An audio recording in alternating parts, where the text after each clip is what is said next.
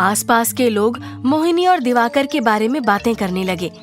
तभी एक रोज मोहिनी और दिवाकर के बारे में पुलिस को पता लगता है, तो वो उनके घर जाती है और मोहिनी और दिवाकर से पूछताछ करती है।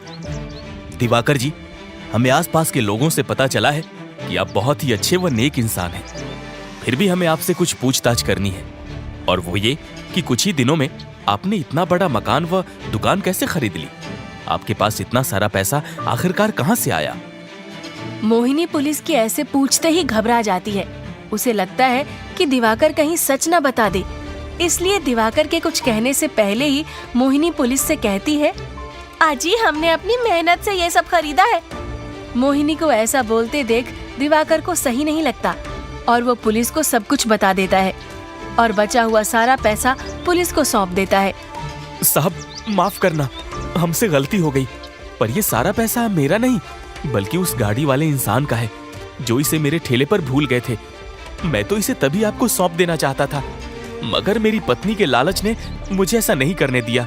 हो सके तो हमें माफ करना। दिवाकर, जैसा मैंने तुम्हारे बारे में सुना था वैसा ही ईमानदार तुम्हें पाया। तुमने हमें सब सच बताकर अपनी ईमानदारी का सबूत दिया है, इसलिए हम तुम्हें माफ करते हैं। मगर ये सारा पैसा जिसका है उन्हें वापस करना होगा, इसलिए ये मकान दुकान सब हम वापस लेते हैं। पर तुम्हें ये याद रखना होगा कि ऐसी गलती फिर दोबारा ना हो, क्योंकि एक गलती की माफी दी जा सकती है, बार बार गलती की नहीं।